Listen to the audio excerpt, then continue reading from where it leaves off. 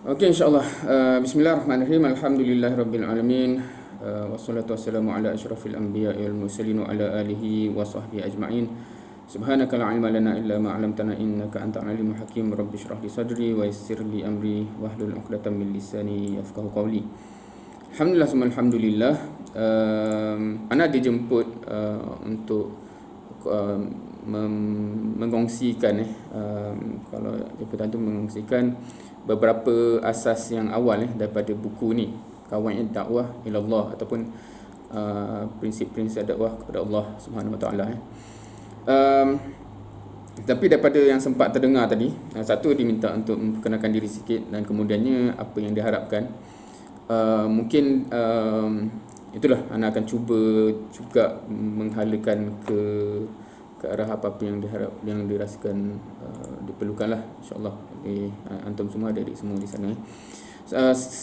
Sedikit pengenalan diri, just untuk mungkin yalah, orang kata kalau tak kenal maka ta'aruf.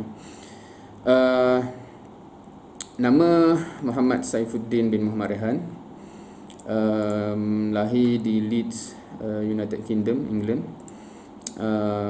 Zaujah ataupun isteri lahir di Oklahoma. So kebetulannya kami kedua-duanya lahir di overseas. Dan ada ceritanya lah kenapa jadi gitu. Kerana parent ketika belajar di situ Ujian Nusrah dan Baitul Muslim dan sebagainya. So kami lahirlah di sana. Kemudian banyak membesar di Shah Alam. Darjah 1 hingga darjah 6 di Sekolah Rendah Islam Hira. Ana batch kedua Sekolah Hira. Sekolah menengah Form 1 sampai Form 5 di Sekolah Menengah Islam Hira. So 11 tahun di Hira. So persamaan mungkin adalah rangkaian muslih lah.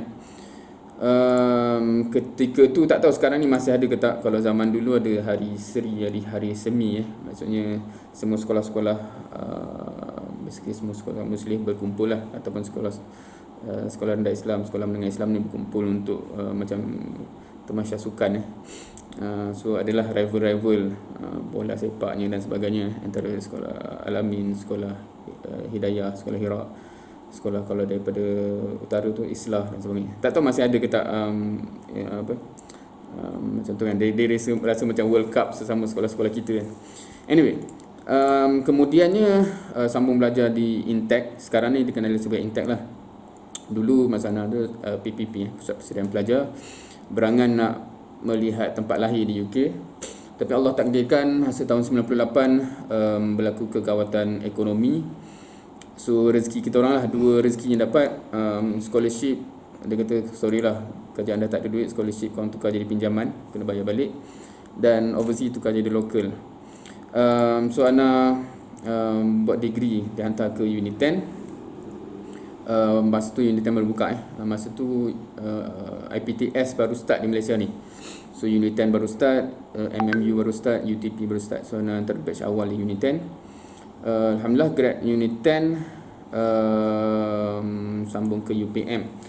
Dan bukan sambung, maksudnya bekerja sekejap di UPM dan kemudiannya bekerja di UAE Gombak. Now, mungkin Ana backtrack sikit antara cerita-cerita kalau nak direlate dengan antum sebab Ana difahamkan antum tak tahulah kebanyakan atau semua bawa usrah jadi nakib usrah. Betul ke? Adakah info tu tepat ataupun mana usrah di sekolah? Betul ke? Ada yang nak respon? By the way, diharapkan boleh berinteraksi lah dalam sesi ni, supaya nak tahu apa adakah ni betul Ada yang sedang menjadi nakib dan juga nakibah dan pun nakib, dan ada beberapa yang potensi besar untuk menjadi bakat nakib. Bakat nakib. Okey, alhamdulillah. So bila cerita, biasa pengenalan Ana ni kalau cerita berkaitan dengan usrah, walaupun tajuk hari ini ni tajuk itself tu berkenaan dengan dakwah tapi Ana biasa menyampai kalau contohnya tajuk-tajuk macam sejarah usrah dan sebagainya. So lagi banyaklah nak cerita from history personal ni, cerita pasal usrah macam Ana sebut tadi, kenapa kita orang lahir dekat overseas tu, ada cerita usrah di situ. Di sekolah biasa dengan usrah, Tapi ana bila sampai ke Intek, ini first time ana lari daripada Usrah. So dan ana amat appreciate lah hasil daripada mana-mana sekolah agama ataupun even sekolah Muslim. Generally dia ada dua kategori. Satu yang memang suka dan appreciate apa yang dilalui itu dan nak continue. Ada yang satu yang cukup dah lah kan, nak grad dah tak ada ni, tak ada orang dah boleh paksa aku Usrah ni kan. So ana kategori itu ana kategori itu.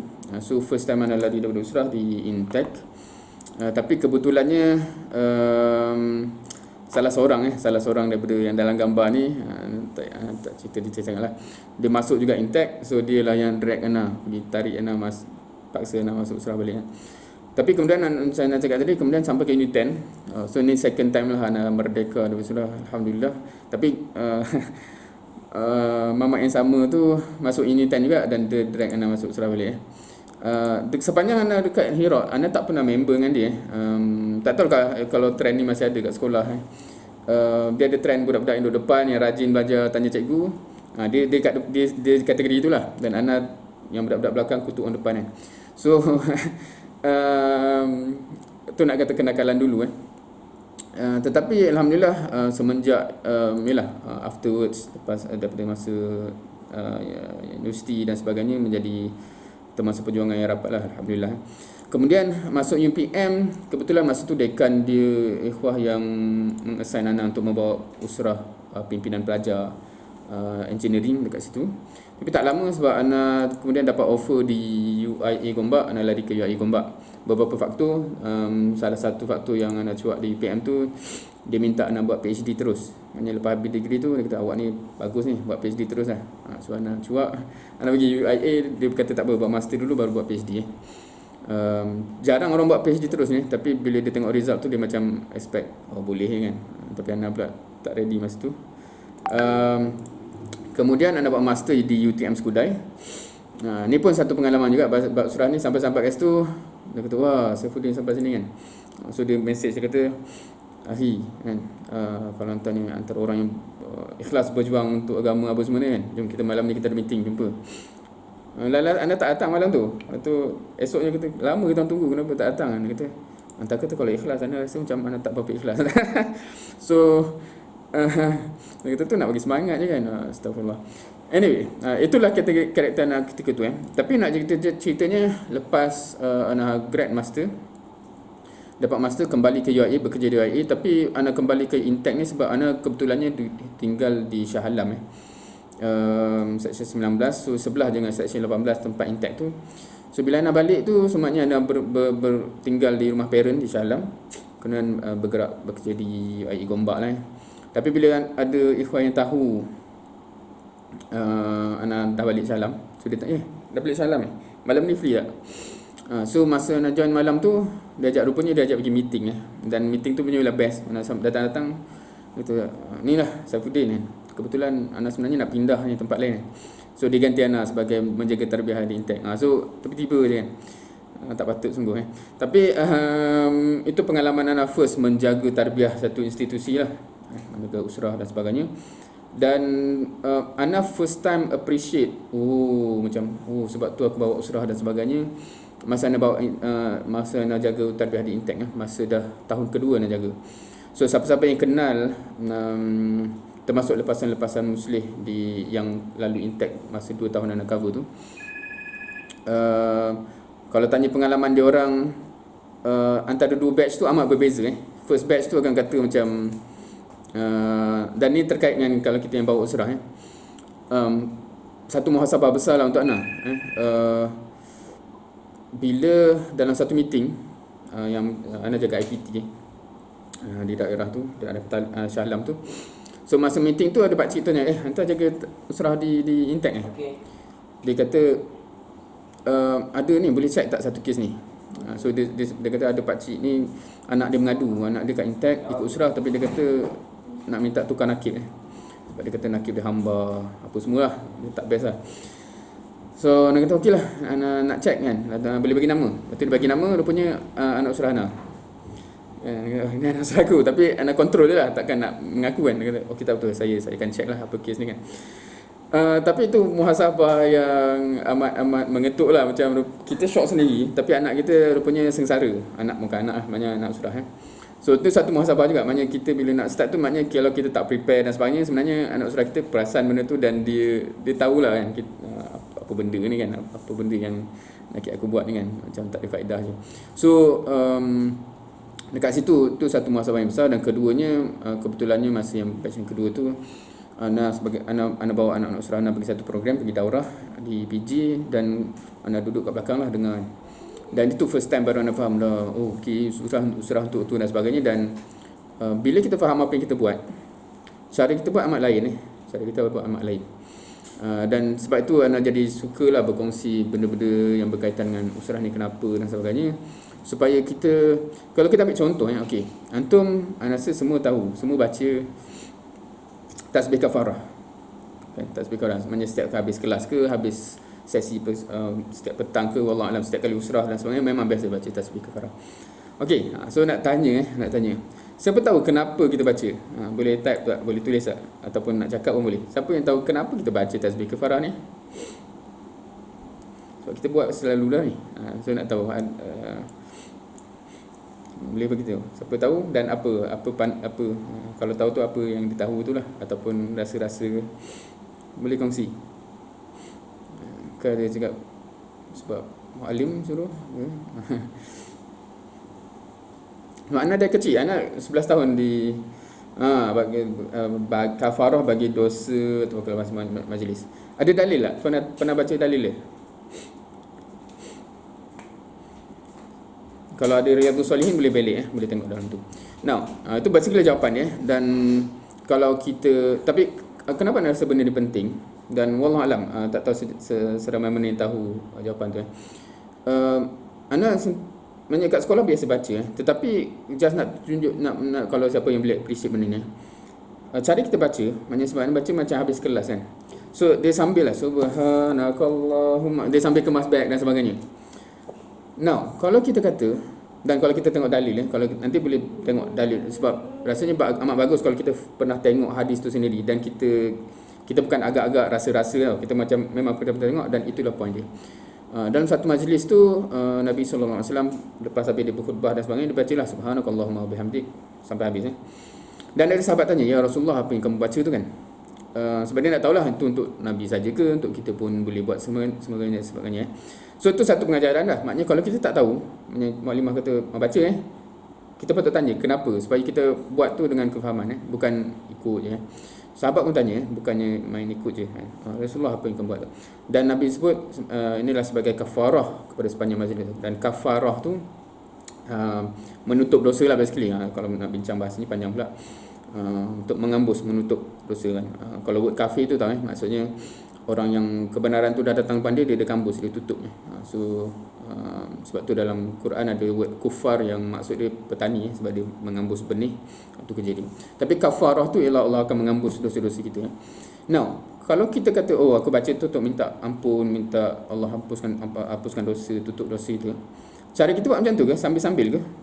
Adakah kata macam kata ya Allah ampunkan dosa dengan cara sambil-sambil buat benda lain? Dan dia mesti kita akan mengharap kita kan. So cara kita baca tasbih kafarah amat berbeza kalau kita faham dengan kita tak faham. So similarly dengan semua benda lain contohnya kalau kita faham kenapa kita usrah dengan kita tak faham, cara dia amat lain. Kenapa kita bawa usrah, kenapa kita bawa usrah, cara dia amat lain Kenapa buat ni? Dah sekolah suruh kita bawa jelah. So cara dia memang akan setakat gitulah, kecuali kalau kita ada aku nak capai benda ni, aku nak memberi kesan macam ni, dan kita akan usaha ke situ insya-Allah. So penting untuk tahu why we do certain things. Anyway, perkataan nanti tak habis lagi, so pendeklah cerita. Ana sambung PhD di Perancis. Ni first time ana tahu reality di sana, di mana setiap bandar yang ada student Malaysia ni tak ramai. Tak tahu kat sini berapa ramai yang bercita-cita nak sambung belajar overseas. Tetapi kalau kita tahu macam UK contohnya, memang ramai pelajar Malaysia di satu tempat. Maknanya dia boleh jadi kampung. Dan kalau kita tengok majlis raya dia punyalah ramai student Malaysia di satu bandar. Tapi kalau di Perancis ni macam dia macam kalau tanya kat bandar kau berapa ramai student Malaysia 4 orang. Ramainya macam tu. Dia memang semua terpecah-pecah dan kecil-kecil. So bila dia nak nak ajak orang usrah, dia kena naik train 2-3 jam jumpa orang kat sana, ajak usrah. So itu first time mana jumpa macam bahasa Ana macam gerila lah, macam jumpa orang yang tak kenal, baru nak kenal, dan cari peluang macam nak bagi ni. Kadang-kadang dia terus keluar apa, ni kalau model yang amat famous di overseas masa tu, ISK, kalau siapa pernah tahu. So dia kadang-kadang jumpa, lepas tu kalau ada peluang dia keluar daripada bag, terus keluar whiteboard kecil tu, tong terus bagi daurah dan sebagainya, lepas tu ajak usrah. So first time mana jumpa reality begitu, yang mana kat Malaysia ni kita jarang lah ada macam tu, sebab kita biasa dengan program yang formal dan sebagainya. Tapi kat sana takkan nak ajak orang yang tak kenal program yang formal, dia tak datang. So dia kena macam mana dia cari jalan gitu. So dia melatih lah skill-skill yang anda tak pernah terbayang ada kat Malaysia ni. Kemudian balik ke Malaysia, bekerja di UAE sampai sekarang lah. Dan itu pun ada pengalaman usrah juga. First usrah yang balik di UAE tu, tu usrah paling lama yang nak pernah lalu lah. Usrah paling lama tu maknanya tempoh usrah tu paling lama. Dia start pukul 6 petang sampai pukul 12 malam. Tapi lepas tu, batch lepas tu, bayi-bayi lepas tu jarang orang yang minta. Tu bukan anak bawa usrah macam tu, namanya nakib anak bawa usrah begitu. So memang setiap minggu tu macam-macam dah boleh cover kan, sebab lama. Anyway, balik kepada tajuk kita hari ni. Dan of course, in any time, kalau ada soalan apa-apa, minta tanya terus dan sebagainya, supaya kita dapat manfaat yang sepenuhnya, insyaAllah. Dan kalau yang penjaga masa pun boleh alert kalau anda tak perasan dan sebagainya. So anda akan cuba olah supaya perbincangan hari ni still kita dapat optimum manfaat, walaupun mungkin atas kelemahan anda tu masa kita agak termakan tadi.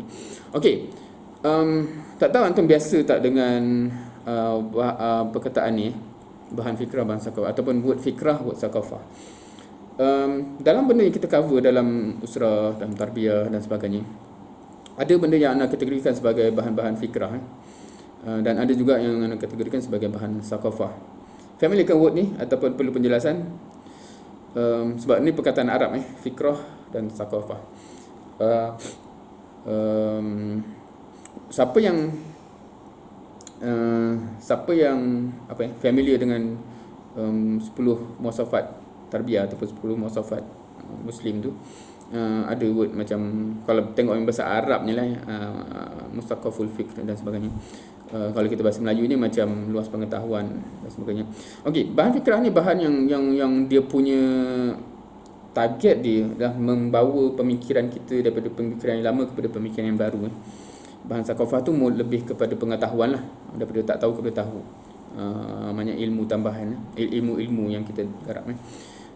So bila kita baca contoh kalau kita belajar fiqh, dia bahan sakafah, maknanya kita tahu benda tu kan, kita tahu, dan bila sampai masa kalau perlu guna, kita tahu gunalah kan. Macam cara tayamum macam ni, bila boleh tayamum, bila boleh jamak kasar dan sebagainya. Itu sakafah. Tapi fikrah ni dia macam pemikiran, maknanya dulu kita fikir macam ni, bahan tu cuba mengubah kepada cara kita fikir macam ni. So bahan yang kawan dakwah ni dia berat kepada fikrah tu tau. Dan bahan fikrah ni dia ada cabarannya untuk mencapai objektif. Sebab dia bukan just tahu tak tahu, faham tak faham, dia bukan itu. Dia macam kalau kita terkesan tu, cara kita fikir terhadap satu benda tu dia akan berubah. Dia berubah.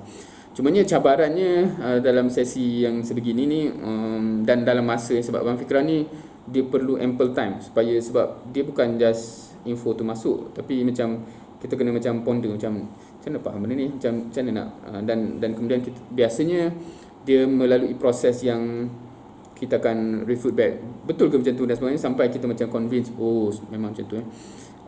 So kita akan cuba sebaik mungkin. Cumanya bila nak highlight benda ni ialah approach kita pagi ni setakat sempat yang boleh, dia lebih kepada memperkenalkan prinsip-prinsip yang penting untuk difahami dan disedari, yang sepatutnya menatijahkan bentuk dan cara berdakwah. Tapi sebab dalam buku tu dia mengumpulkan banyak hujah, kenapa macam ni, apa bukti macam ni dan sebagainya. So kalau kita cover benda tu in full, dia akan panjang. Macam contohnya setiap satu asas tu, kalau bawa dalam usrah bincang secara terperinci, dia tak habis dalam masa satu usrah, dia panjang, amat detail dan apa dalil dan sebagainya. Cumanya untuk hari ini kita tak akan pergi ke detail itu, kita just nak faham konsep-konsepnya ada itu, maknanya ada konsep-konsep yang berkenaan dengan satu benda tu untuk kita tahu, dan hopefully untuk pendetailan dan sebagainya antum ada masa-masa lain ataupun pembacaan dan sebagainya untuk mengukuhkan benda tu. So kita tak sempat nak cover the whole thing.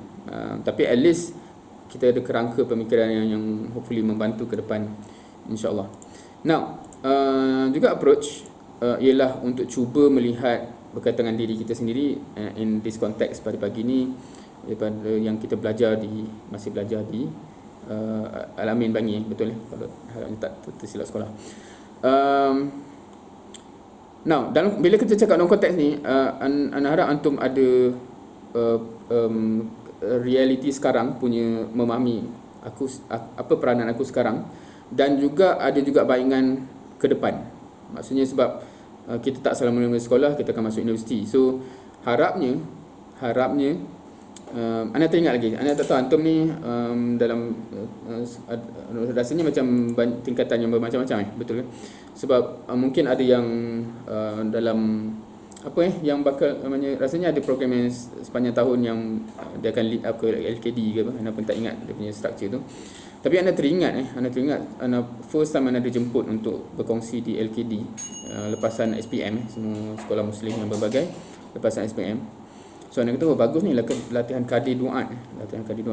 Tapi cuma soalan-soalan yang dapat tu anda rasa macam quite interesting. Dia kata bagus lah soalan tu kan. Dia kata macam mana nak masuk IPT tu, macam mana nak menjaga diri dan sebagainya, macam mana nak tak terkesan dengan kawan-kawan lain yang lara dan sebagainya.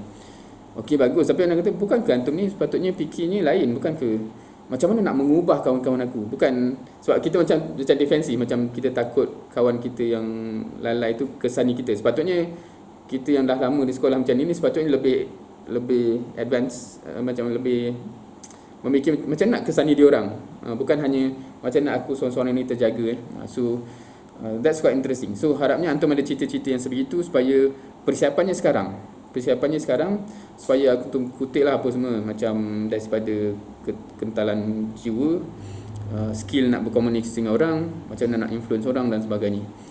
So persiapannya sekarang supaya bila kita dah habis sekolah, kita ready untuk pusat persiapan dan universiti, macam mana nak kesani kawan-kawan kita lain yang amat memerlukan kita, yang dia tak dapat banyak benda yang kita dapat. Ni benda yang ana masa sepanjang sekolah tu memang langsung tak appreciate, dan lepas tu baru menyesal. Contohnya masa ini kalau kita tak ada vision, biasanya kalau kita cover apa yang kita cover kat sekolah tu, kalau nak cerita satu sisi dia ni, anda sepanjang anda darjah sekolah rendah wallahu alam, tapi sepanjang anda daripada form 1 sampai form 5 belajar bahasa Arab bahasa Arab.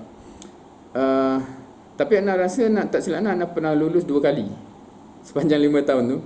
Anda lulus 2 kali. Anda bisa dapat belas-belas je, dan anda tak kisah. Subjek ni tak apa kan. Lepas tu masuk PMR anda lulus pertama kali. Lepas tu muallim-muallimah pun wah bagus lah, hantar sekadar lulus dah bagus. Lepas tu masuk form 5 gagal balik anda kata. Lepas tu masuk SPM lulus. Rupanya macam nak lulus PMR dengan SPM ni rupanya belah-belah pun boleh lulus sebab markah anda tak pernah berubah, tapi masa PMR dengan SPM je boleh lulus kan. So itu nak menunjukkan graf dia amat ni lah. But anyway, bila dah keluar tu, bila start macam dah tersedia sebagai Muslim, dia peranan dan sebagainya, sebenarnya bahasa Arab ni amat penting bila kita baca Quran, tadabbur dan sebagainya. Bila kita faham banyak bahasa Arab, dia membantu.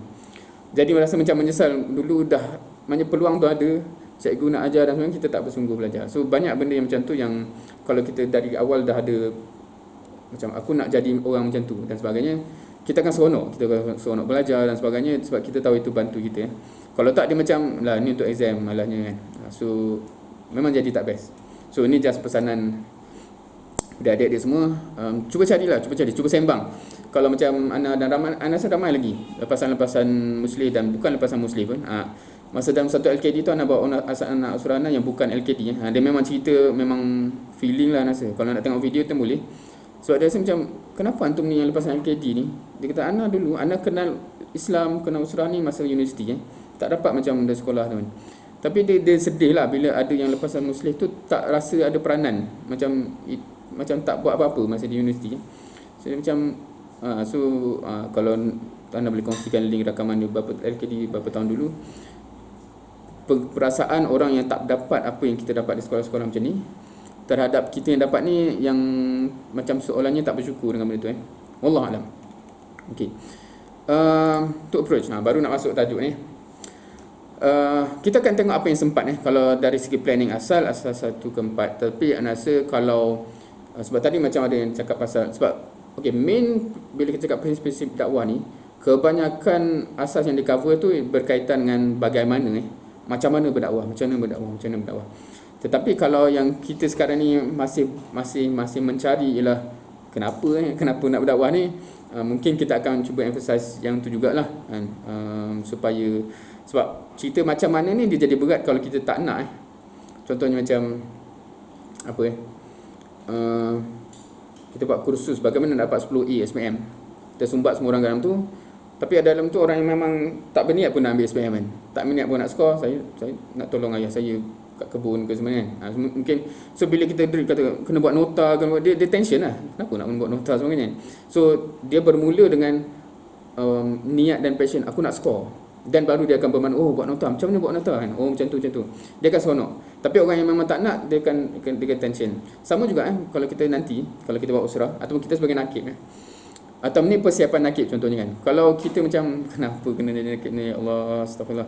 So dia jadi berat lah, kita kata nakib kena macam ni, kena lagi tension Paling basic kalau kita sebelum cakap benda ni, kita semua nak jadi Muslim tak? Itu pun satu. Sebab kalau kita perasan, ramai orang yang jadi Muslim ni sebab dia lahir dan keluarga Muslim dan sebagainya, tapi niat dia tak tinggi tau nak jadi Muslim yang patuh kepada Allah tu. So bila datang Allah kata kita kena solat 5 waktu, Allah kata kita kena taat ibu bapa, Allah kata so kena menjaga aurat.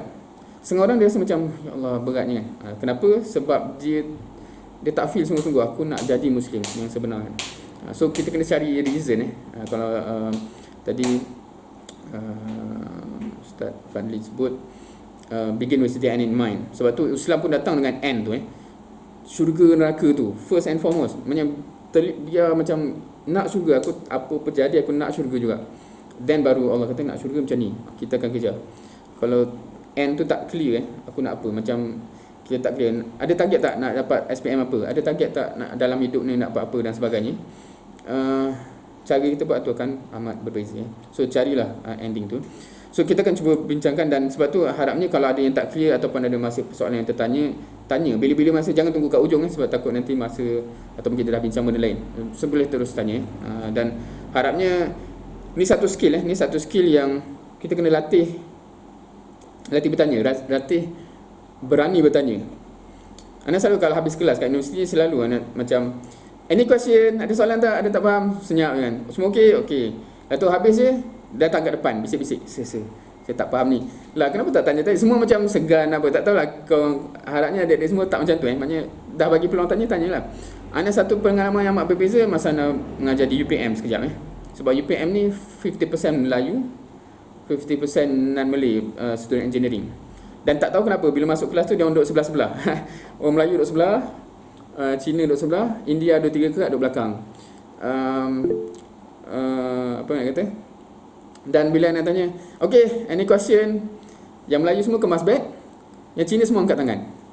Memang masa tu terasa macam kita tak boleh blame lah kenapa dia orang score dan sebagainya, sebab dia bersungguh kita kan. So kita, dia bukan genetik bukan macam orang bangsa tu memang pandai, tak, dia bersungguh.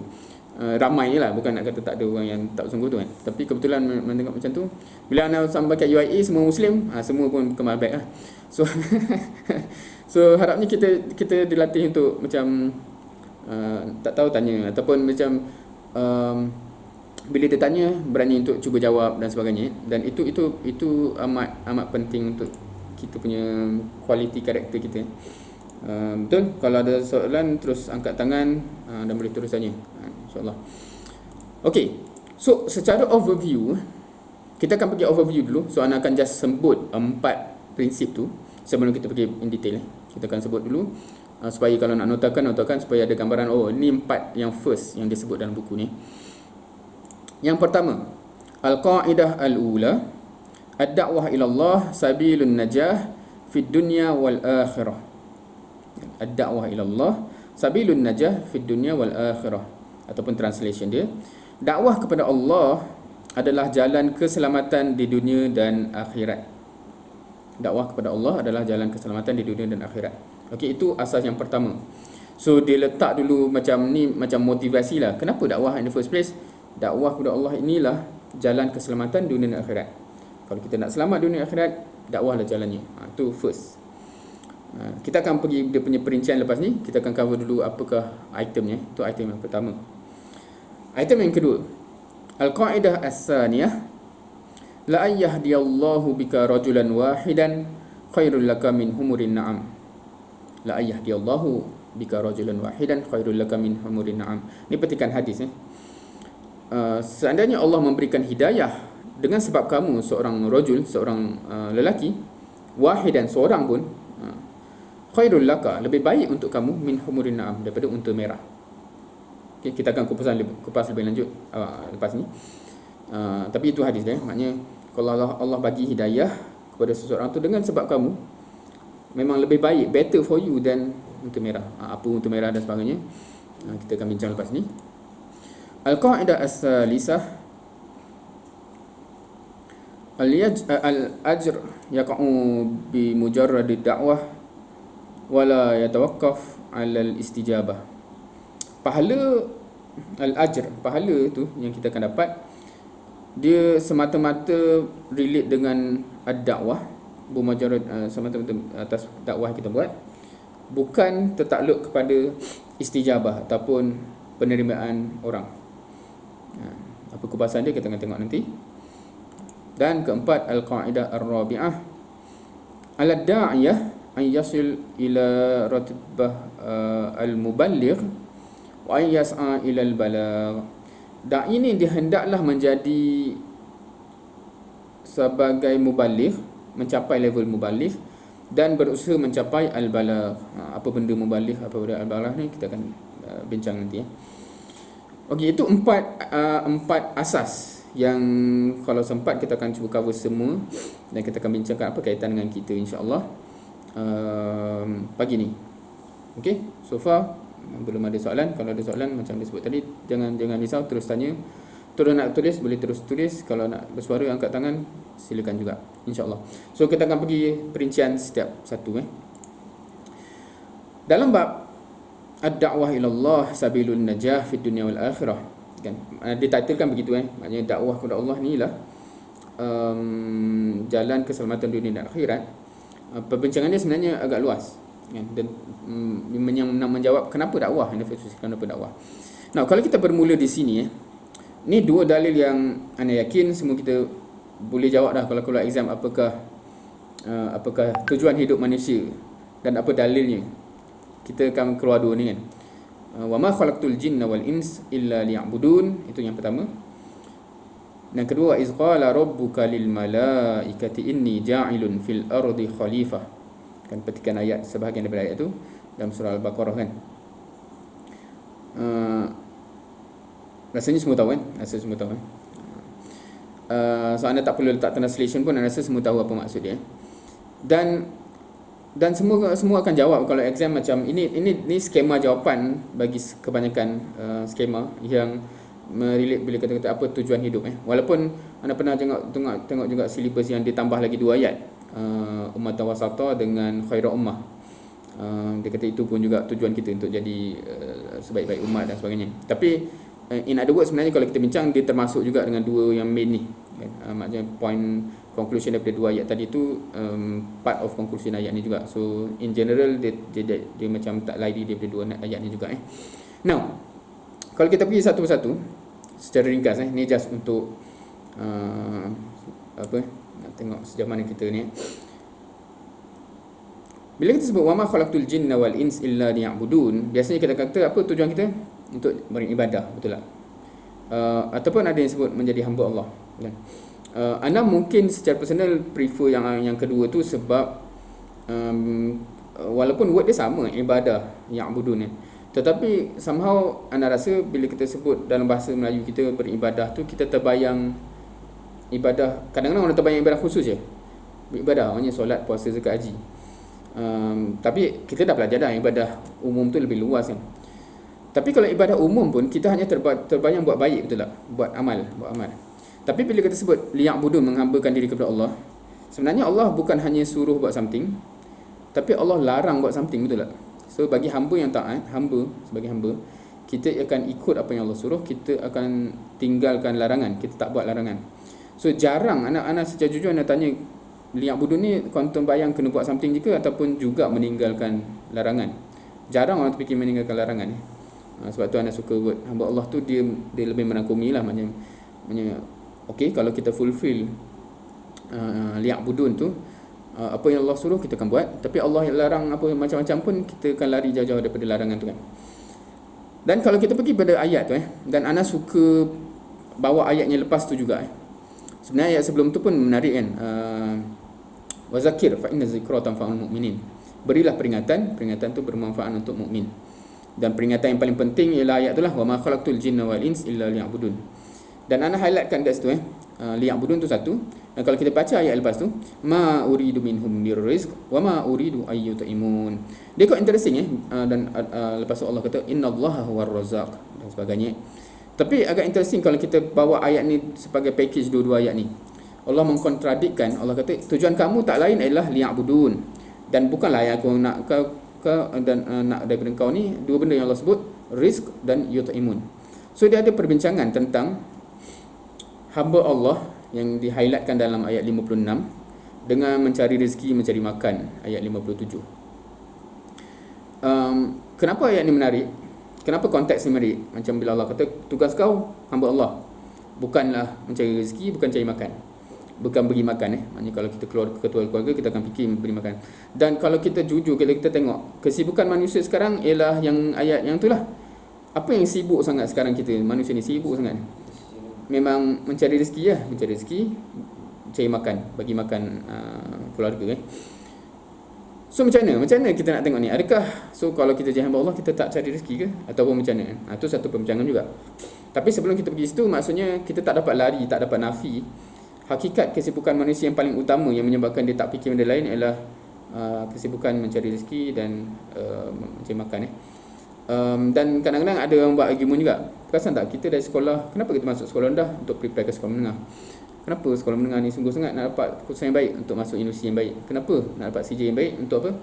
Untuk cari makan yang baik, dapat kerja yang baik kalau macam tu maknanya sepanjang kehidupan kita, majoriti kehidupan kita ni memang kesibukan mencari rezeki lah So macam mana dengan ayat ni kan? Macam adakah kita buat benda yang Allah kata sepatutnya bukan itu kesibukan utama kita ataupun macam mana Now Anda biasa dapat soalan Antum tak ada tanya apa-apa kan, tapi anda biasa dapat soalan, bukan ke maknanya habis tu abang nak kata tak payah cari rezeki ke kan dan sebagainya. Now satu benda yang jelas ialah mencari rezeki adalah salah satu tanggungjawab sebagai hamba Allah. So kita bukan cakap orang yang menjadi hamba Allah ni tak mencari rezeki sebab contohnya kalau kita jadi suami, kalau kita jadi ayah, kita tahu Allah demand di atas kita untuk mencari rezeki, untuk memberi nafkah, termasuk makanan, tempat tinggal dan sebagainya. So itu kewajipan. Ni kalau kita sungguh menjadi hamba Allah, kita tak akan lalai benda tu. Cumanya keyword dia ialah di sini dia salah satu. Maksudnya dia bukan itulah satu-satunya tanggungjawab kita, tapi dia salah satu. So beza dia ialah kalau kita jujur kalau kita, awak ni kenapa sibuk sangat cari rezeki? Ini kan tanggungjawab sebagai hamba Allah. Dan kalau jawapan tu betul, kita takkan abaikan tanggungjawab lain, betul tak? Maknanya kalau kita ada tanggungjawab 1, 2, 3, tak possible untuk kita kata aku bersungguh buat satu ni sebab tanggungjawab aku, tapi tanggungjawab lain lalai. So betul ke kau buat sebab tanggungjawab ke kau buat sebab lain So dekat sini yang kita kena realise, kita kena realise kita punya tanggungjawab apa So kalau kat sini anda just bagi 3 contoh lah Sebagai hamba Allah, of course beribadah dan sebagainya tanggungjawab kita, betul So impossible kita nak kata aku ni nak jadi hamba Allah tapi tak beribadah, tak laksanakan ibadah, especially yang fardu, yang kewajipan Kedua, kita cakap tadi ialah macam bekerja, mencari rezeki dan study semua ni pun mungkin ke arah itu juga. Itu pun tanggungjawab, itu pun kewajipan kita. So kita buat bersungguh. Yang ketiga tu nak represent dakwah So dia jadi macam mana Kalau betul reason kita kerana kita awak buat benda ni kenapa Contohnya kalau kita ambil yang paling ni biasanya orang akan jaga solat dan sebagainya. Kenapa kau buat benda ni? Menjaga sebagai hamba Allah kita kena jaga benda ni. Kalau kita faham Islam tu syumul dan kita ada kewajipan juga terhadap family kita dan sebagainya, dia mustahil kita solat kita jaga, family kita tak jaga, tapi kita claim kita nak jadi hamba Allah yang benar. Faham ke? Kan even dalam para sahabat pun ada yang macam dikatakan Nabi, dia nak puasa tak buka-buka dan sebagainya, tapi Nabi kata tak, aku pun berbuka, aku pun berkahwin dan sebagainya. Maknanya kita ada responsibility kita ni syumul, bukan hanya macam lupakan dunia dan macam ibadah khusus sahaja. Similarly kalau kita kata kalau kau betul-betul macam aku bekerja ni semua kerana Allah, bagi hamba Allah, kan Allah suruh kita bekerja, kita mencari rezeki dan sebagainya. Kalau betul kita punya reason kerana Allah, kita takkan abaikan benda lain. So possible tak? Logik tak orang kata macam kau ni kenapa kerja sampai tak sempat solat? Kerja ni kan suruhan Allah. Nampak tak logik kat situ? Macam tak solat pun suruhan Allah, mana boleh kita buat satu suruhan Allah dan meninggalkan suruhan Allah yang lain? Kan kalau kita buat kerana suruhan Allah, for sure kita akan melaksanakan semuanya secara seimbang. So yang biasanya jarang orang fikir pasal ni lah yang ketiga tu kan. Macam tapi sebab ramai orang tak rasa itu tanggungjawab kot. Macam kita kata berdakwah dan sebagainya. Tetapi saya rasa quite interesting siapa yang biasa tadabbur Quran akan pelik dia tak rasa dakwah tu tanggungjawab dia. Sebab memang tengoklah ayat Quran daripada awal sampai akhir. Berapa banyak cerita pasal dakwah dan berjihad, berjuang untuk agama ni kan. Maknanya balik-balik ayat benda tu. So kalau kita kata itu bukan tanggungjawab, kita baca Quran yang mana pula kan? Sebab itulah kandungan Quran yang amat besar kan. Orang kata macam aku berpuasa kerana Allah kan. Okey, berapa banyak ayat dalam Quran pasal puasa? Adalah beberapa ayat. Lepas tu dakwah, berapa banyak ayat pasal dakwah? Bergantangan tangan. So kenapa kita tak balance tu kan? So itu satu ni. So maksudnya yang nak bawa kat sini ialah kalau betul kita nak jadi hamba Allah yang bersungguh, cara kita belajar, cara kita kerja kena bukan main-main lah. Itu betul pada masa sama, dia tak menjadi alasan untuk menyebabkan kita punya ibadah fardi itu jadi lacking, dan tak jadi alasan juga untuk tak berdakwah. Contohnya ni just dia petik 3 sebenarnya ada lagi. Possible lah kita kata aku bekerja bersungguh-sungguh ni kerana Allah, sebab tu aku sampai tak jaga ibu bapa. Tak boleh, sebab itu pun tanggungjawab juga dan macam lain, macam yang lain So kita kena faham. Tapi hari ini mungkin kita terfokus berdakwah sebab tajuk kita ini. Okey, insya-Allah harapnya semua ada dalam kepala macam tu. Aku nak jadi hamba Allah yang betul. So aku kena faham semua tanggungjawab yang ada dan aku nak buat semuanya insya-Allah sebaik mungkin. Kedua pasal khalifah juga Okey, ni sebab tak ramai yang tanya, so Anam minta semua kena jawab lah dalam tulisan Okey, khalifah kita kata wa qala rabbuka lil malaikati inni ja'ilun fil ardi khalifah. Okey, Anam minta bayangkan, okey, khalifah ni tugas dia apa, dan terus tuliskan apa yang terbayang tu di ruangan chat. Minta respon. Apakah yang terbayang? Okey, khalifah, apa tugas dia? Cuba tulis nak. Dan jangan risau. Maknanya ni bukan nak markah ke, ni just nak interaksi dan orang yang memimpin. Lagi. Okey, memimpin diri ni, jaga bumi. Okey, teruskan. Tapi sementara dia menulis tu, nak cakap bayangkan Boleh faham ke bayangkan? Bayangkan tu maknanya antum terbayang something, betul tak? Sebab kadang-kadang kita ni macam apa yang kita sebut tu bukan benda yang terbayang. Contohnya apa tugas mekanik? Kita terbayang kan dia buat something, dia repair kereta ke apa. Ada ayat-ayat kita yang macam contohnya apa tak tahulah, kecuali contohnya orang yang memimpin, antum terbayang pun yang macam pemimpin negara ke. Kalau tu mungkin ada bayangan dia. Tapi setengah ayat-ayat skema tu macam apa yang terbayang dalam kepala tu. Okey, tak apa. Teruskan. Mentadbir bumi, mengajak kepada kebenaran, buat perkara yang baik sambil mengajak dan bawa orang lain. Okey, lagi. Kita dah berapa dah?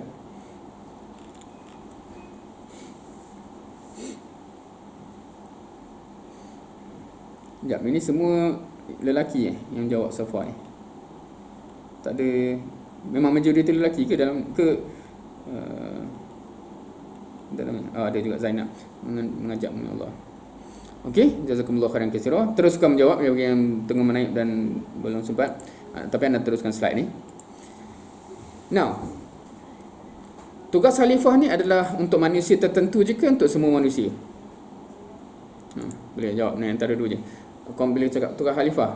Antum terbayang ni tugas golongan tertentu. Tugas semua kita. Semua manusia tu maknanya termasuk kita lah. Yang mana? Yang tuan-tuan? Semua. Okay, ada yang nak berbeza pandangan? Semua. Alright. Semua. Okay, so biasa orang kata semua Kalau semua, maknanya termasuk kita kan.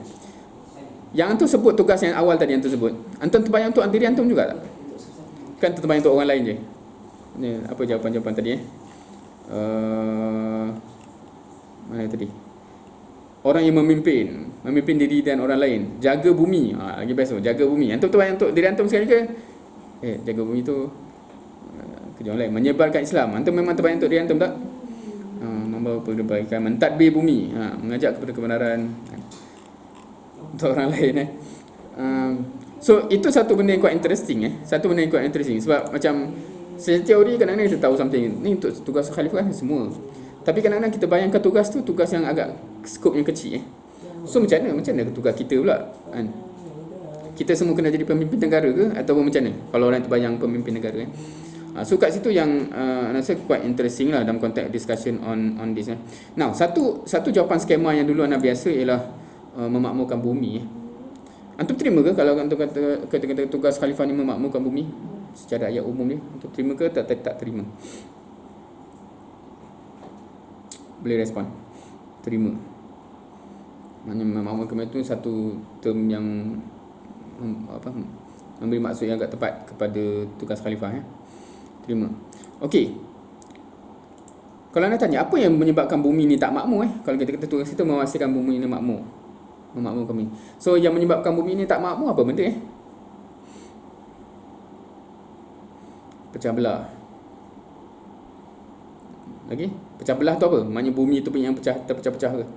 Ke apa yang pecah belah tu? Orang ni. Ada yang lain? Apa yang menyebabkan bumi tu? Kejahilan masyarakat, perang. Okey. So kalau kita perasan, kalau kita bayangkan, biasanya isu orang betul tak? Kita terbayangkan bumi ni tak makmur sebab bangunan pencakar langit tak cukup. Ada yang bayang macam tu ke? Ataupun sebab rumput tak cukup hijau ataupun apa Biasanya yang kita akan perasan bumi ni tak makmur sebab orang. Sebab orang ni kan.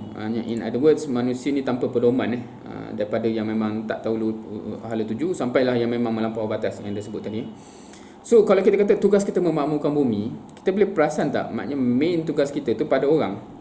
Sebab yang menyebabkan bumi tak makmur, contohnya yang menyebabkan kalau dah ada anak ataupun adik kecil, kita rasa tak selamat dia main kat luar ke sebagainya, setengah-setengah tempat Kenapa? Sebab orang sebab orang, bukan sebab benda lain sebab kita tak percaya kepada orang So macam kalau yang biasa dengan rahmatan lil alamin dan sebagainya yang nak dicapai dia isu orang Sebab tu bila kita cakap orang tu kita tak lari daripada salah satu ialah dakwah tu yang akan merubah orang kepada yang lebih baik Selain daripada tu, kalau kita bincang lebih luas, dia ada isu juga perundangan Maknanya kalau ada orang yang tak dengar cakap juga buat jenayah juga, dia ada isu perundangan.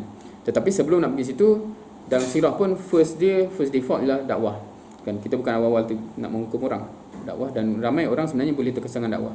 Cuma tinggal hardcore penjenayah aja yang memang dia perlu ditangani dengan undang-undang So bila kita cakap tugas khalifah kita, harapnya kita memang realise kita kata, kalau semua claim tadi tugas khalifah ni tugas semua orang, maksudnya untuk menyebabkan semua orang di manusia di bumi ni menjadi orang yang kalau dia jadi muslim yang sebenar, insya-Allah dia tak akan menyebabkan masalah kepada orang lah. Itu pun satu persoalan sekarang, kenapa ada muslim yang buat masalah ni maksudnya dia belum muslim yang sebenar lagi. Dan kepada orang yang belum Islam, sepatutnya dia bawa kepada hidayah Islam tu. Kalau dia tak terima Islam, hidayah tu pun dia comply dengan kehidupan yang memakmurkan bumi dengan ada Islam dan sebagainya. So itu tugas kita So persepsi yang penting bila kita cakap pasal dakwah ni, sebenarnya ada banyak dalil lagi yang dalam konteks keselamatan. Kita boleh cakap pasal dakwah jalan keselamatan dunia dan akhirat. Pasal akhirat tu biasanya agak straightforward Maksudnya kalau kita tak buat tanggungjawab dan sebagainya, Allah kata tanggungjawab kamu sebagai pendakwah dan sebagainya, kalau tak jawab buat, Allah akan tanyalah ke akhirat, tu satu hal. Tapi bila kita cakap pasal dunia pun, dia ada dua sisi. Satu sisi tadi, maknanya kalau dakwah tu tak berjalan, manusia ni buat huru-hara, memang tak makmur dunia ni, memang tak selamatlah dunia ni Itu satu sisi. Satu sisi lagi sebenarnya yang anda skip untuk pagi ni sebab tak sempat, dia bincang pasal kenapa kaum kamu dulu dibinasakan, sebab tinggalkan tanggungjawab tu juga. So dia tak selamat di dunia kerana azab tu bukan just kerana masyarakat porak-peranda So wallahu alam. So harapnya first kita nampak persepsi umum ni, kita nampak macam how significant dan how important dakwah ni untuk dilaksanakan, untuk dibuat, untuk ada orang buat, untuk bagi mengesani manusia, sebab kesan dia besar. Itu satu. Dan kalau kita nak relate dengan kita, macam mana relate dengan kita? So kalau kita yang dapat semua benda, kefahaman, pelatihan, pendidikan dari sekolah lagi ni, kalau kita tak bayang, kita lah yang paling sepatutnya ke depan bila dengan masyarakat, dengan rakan-rakan kita semua yang melalui sekolah yang mungkin maknanya kefahaman agama tu paling amat basic, fardu ain je pun, kita lah yang sepatutnya memimpin mereka dan sebagainya. Kalau kita tak fikir macam tu, kita kena start fikir macam tu. Kenapa Allah takdirkan kita masuk sekolah macam ni? Apa peranan kita?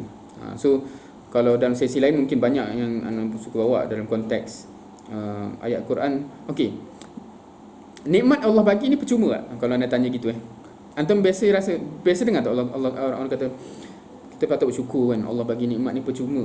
Percuma tak nikmat Allah kalau berdasarkan Quran? Siapa pernah perasan ayat-ayat Quran yang Allah cakap pasal nikmat?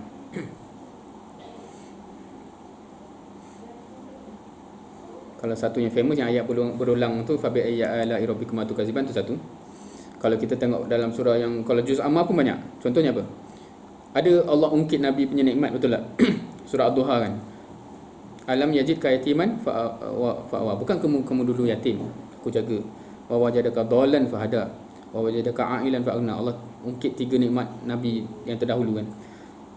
Bila Allah ungkit tu, dia ada something tau. Maknanya, dan ada konsep kufu nikmat tu. Maksudnya kalau nikmat tu percuma, dia tak ada tanya balik lah, aku bagi percuma. Lepas tu tanya balik, kenapa kau buat macam mana dengan nikmat tu? Tapi dalam Quran Allah sentiasa tanya Allah kata aku bagi nikmat ni, kau buat macam mana? Kalau dalam surah Ad-Duha tu, dulu kau yatim kan, aku jaga kau. Lepas tu Allah kata apa? Fa ammal yatima fala takhar. Maknanya, so dengan anak yatim yang lain, janganlah kau pergi tengking ke apa pula kan, janganlah kasar pula. So maksudnya Allah petik kau dapat nikmat something, kau kena realise benda tu. So bila kau jumpa orang lain yang belum tak dapat nikmat tu, kau kena kongsi nikmat tu lah in essence. Kalau dulu Allah kata apa? Alam yajidka yatiman fa'awa wa wajadaka dhallan fahada. Dulu kamu dhal, kamu dulu sesat lah. Maksudnya sesat tu bukan sesat agama, sesat Nabi tak jumpa jalan Nabi dah tahu masyarakat dia porak-peranda tapi tak jumpa jalan. Apa solusi? Lepas Allah kata fahada, Allah bagi hidayah, turun wahyu, inilah solusi untuk manusia kan. So kamu dulu pun tak tahu jawapan dia kan, aku dah bagi hidayah ni. Lepas tu expectation Allah kat situ apa? Dengan fa'ammas sa'ila fala tanhar. So kalau kamu dengar orang soal yang banyak tanya sebab dia tak faham dan sebagainya, janganlah pula kasar dengan orang, tengking dia orang ke apa kan, sebab dia orang belum dapat nikmat kefahaman tu. So kalau kita kupas ayat-ayat macam ni, banyak ayat-ayat lain dalam surah Juz Amma ni yang memberi kita, sepatutnya membuatkan kita terasa, okey aku dapat nikmat ni, Allah alhamdulillah dalam environment sekolah macam ni, dapat kefahaman macam ni dan sebagainya. Apa yang Allah akan tanya aku sebenarnya? Kita kan realise maknanya bila kita berhadapan nanti masuk universiti semua, kita akan berhadapan dengan ramai orang yang tak pernah dapat pun perbincangan, ilmu, pengetahuan, kesedaran dan sebagainya. Allah akan tanya kita okey dulu kau dulu pun tak tahu, tapi alhamdulillah ada cikgu, ada muallim, ada program dan sebagainya yang membuatkan kita faham. Now, bila kamu berhadapan dengan orang yang belum faham, kenapa tak kongsikan nikmat tu? Itu akan soalan direct dan itu ada konsep kufur nikmat tu, nauzubillah sebab Allah akan tanya. So siapa yang bersyukur atas nikmatnya, Allah akan bagi lagi. Siapa yang kufur, nauzubillah azab Allah yang nanti, nauzubillah. So nikmat tu tak percuma kalau dalam konteks Quran. So quite interesting. Now anyway, so harapnya kita tanam benda tu supaya kita passionate macam aku nak jadi orang yang berperanan sungguh-sungguh, berkongsikan dan sebagainya. Now siapa yang ada macam tu sebab tu anak dulu kalau macam anak buat usrah pun amat berbeza orang yang ikut usrah dan dalam kepala dia memang dah ambition ke depan nanti dia akan bawa usrah orang lain juga, dia akan memimpin orang lain juga. Contoh cara kita ambil nota akan berbeza kalau kita rasa benda tu kita akan guna balik dan dia akan jadi important dan sebagainya. Dan kalau kita tertinggal something, kita akan tanya kan, macam kalau kita buat nota kelas ke tak ulang balik dan sebagainya, sebab kita nak tahu benda tu Siapa yang pergi usrah? Sebab Ana dulu sepanjang sekolah usrah Ana macam ni Ana tulis nota atas cepisan-cepisan kertas tau. Dan habis tu kita tak tahu mana dah pergi kertas tu. Memang dia maksudnya kita tak ada cita-cita pun untuk nota tu kekal. Dia macam asal kau tulis, lepas tu simpan, lepas tu memang dia hilang lah. Bila anda dah sedar, anda start invest. Ini kalau siapa yang mampu, anda beli buku yang jenis-jenis macam ni, yang dia agak mahal sikit. Tapi sebab dia tahan lama, sebab dia bila buka pun agak mudah, sebab dia, anda tak suka buku yang macam bila buka dia tutup sendiri tu. Dia macam apa, sebab dia punya tepi tu kan. Ni dah tahun ni nota-nota daripada anak belas tahun dulu berbelas tahun dulu punya usaha. Anak masih guna sampai sekarang. Sebab kita lalu usaha tu, kita memang terbayang benda ni kita akan kongsi balik dengan orang. So cara kita buat nota tu proper dan sebagainya. Dan anak tak tahu orang lain macam mana.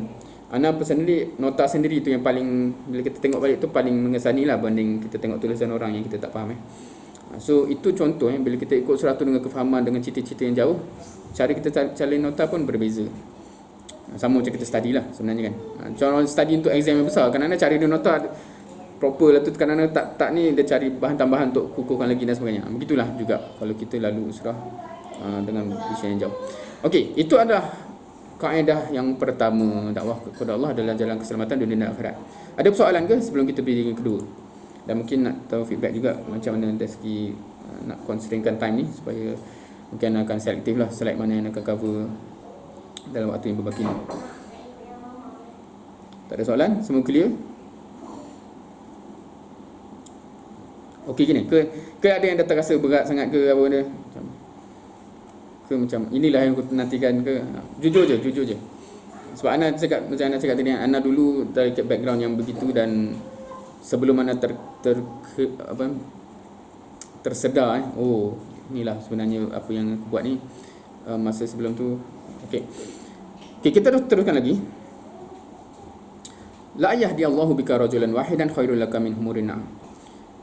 First pasal hadis ni, Ana harap semua pernah dengar hadis ni, tapi kalau tak pun itulah hadisnya.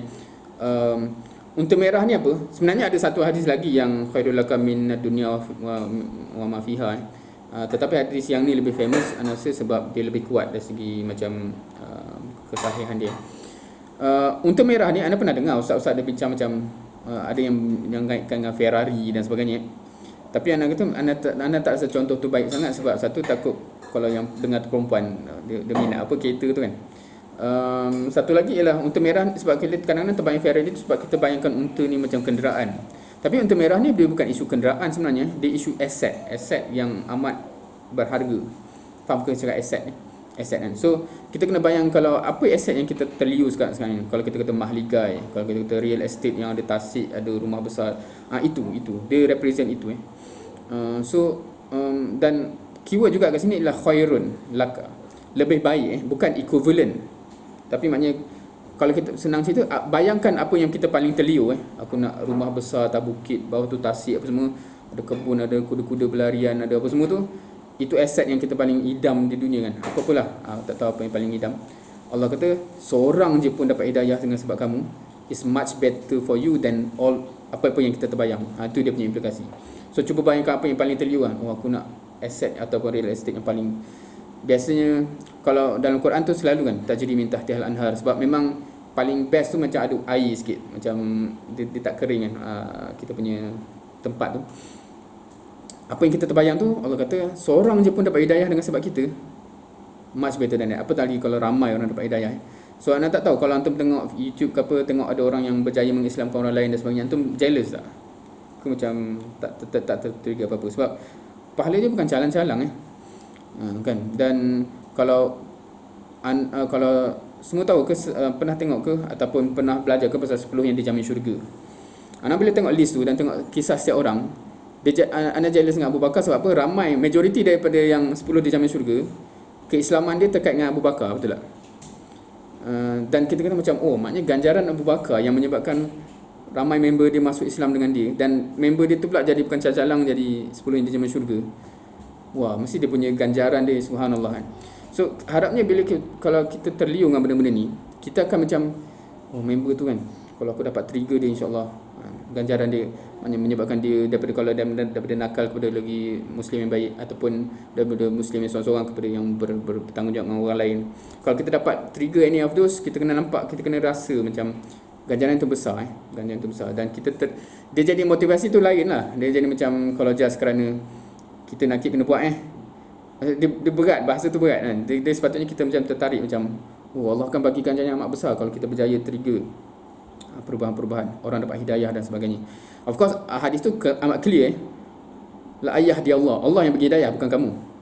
Tapi kamu jadi asbab. So memang kita tak ada kuasa nak bagi hidayah siapa-siapa. Tapi kalau usaha Allah bagi hidayah, dia senggan sebab kita atas usaha kita amat berbaloi. Harapnya semua orang ada cita-cita yang macam at least sebelum aku mati ada seorang masuk Islam sebab aku kan? Dan ramai orang Islam menjadi pendakwah sebab aku. Sepatutnya kita ada cita-cita yang begitu. Now, disebabkan masa anak akan pergi laju benda ni, ada satu poin ni penting sebab kalau kita perasan, kita macam ada konsep yang ramai orang sebut tau. Yang penting kita usaha. Yang penting kita usaha ke yang penting dapatkan hasil? Kalau anda tanya tuan-tuan tu, anda jawab apa?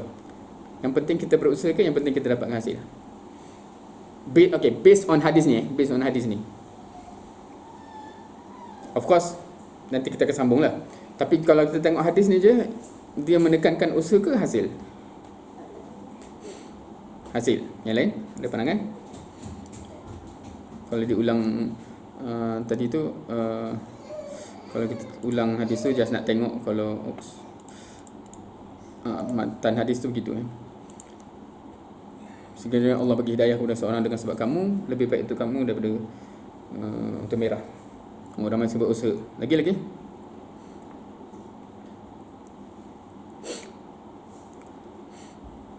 Now, kalau kita tengok hadis tu kalau kita ni based on hadis tu, literal hadis tu. Kalau kita usaha tapi orang tu tak dapat hidayah, kita dapat unta merah.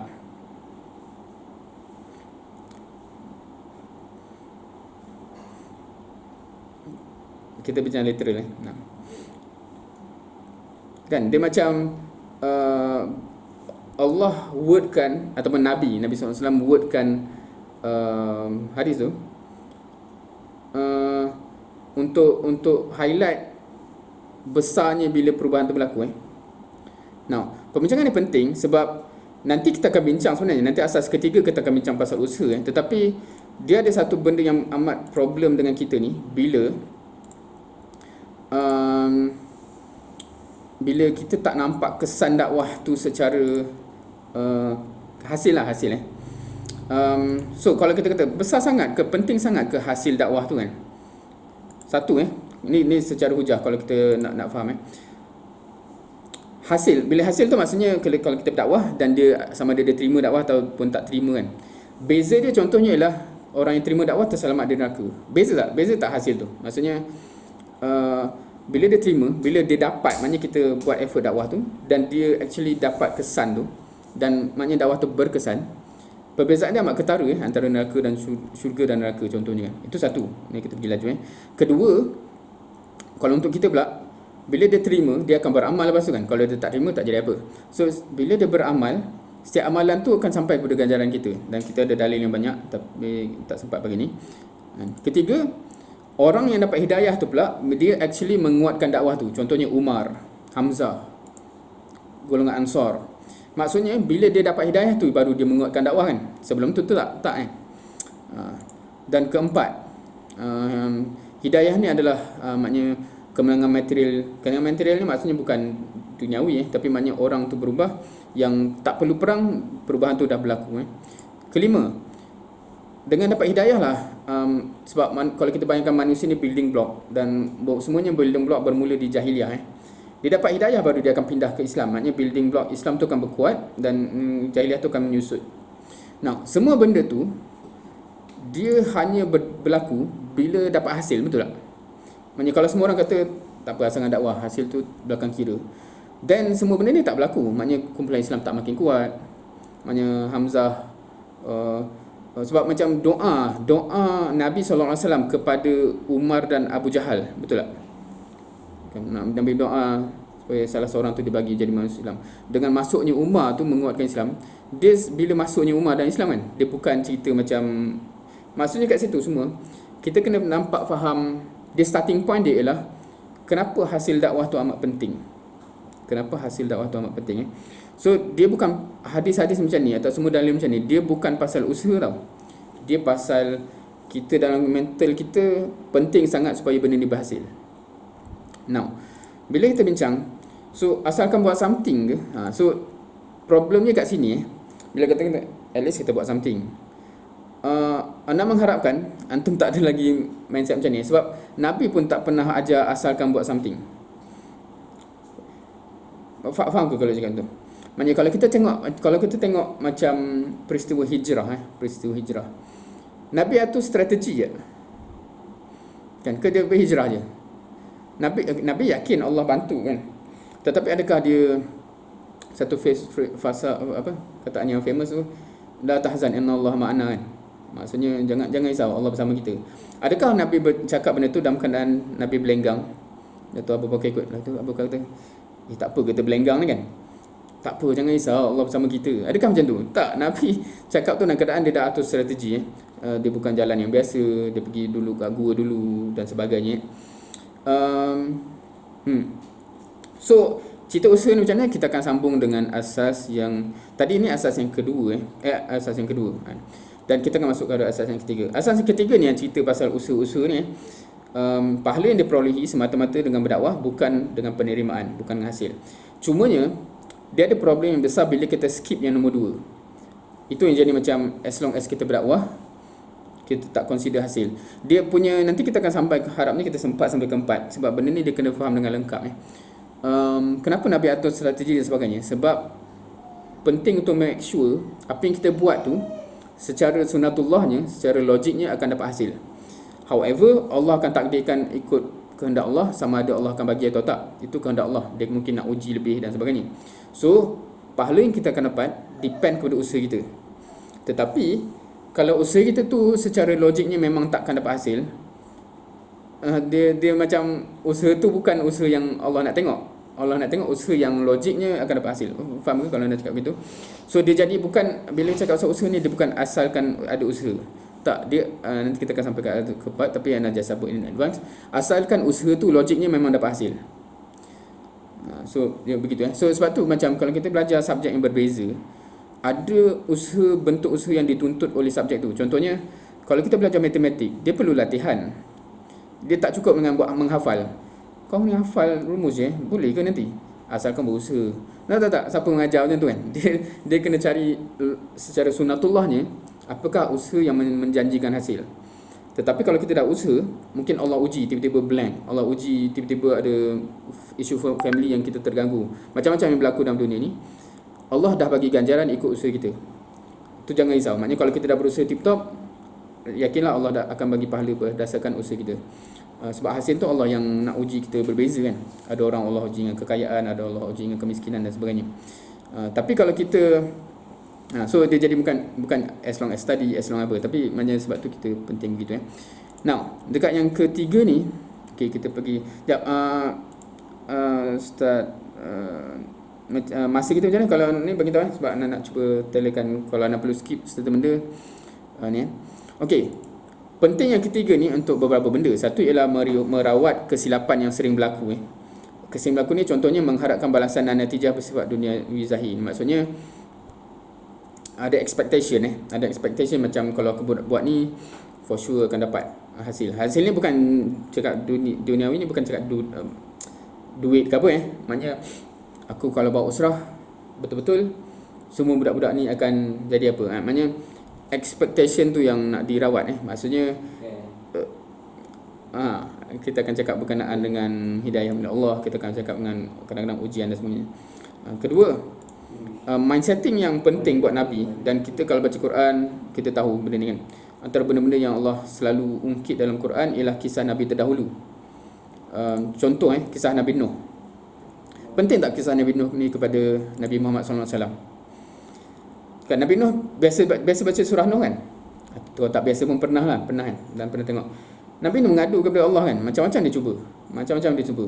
Siang dan malam, bisik-bisik cakap zahir, semua dia cuba Now, kalau kita perasan Nabi Nuh ni, apa special Nabi Nuh dengan Nabi yang lain? Ada special apa tak? Ada konteks Nabi Nuh ni yang berbeza dengan Nabi lain tak? Siapa pernah perasan?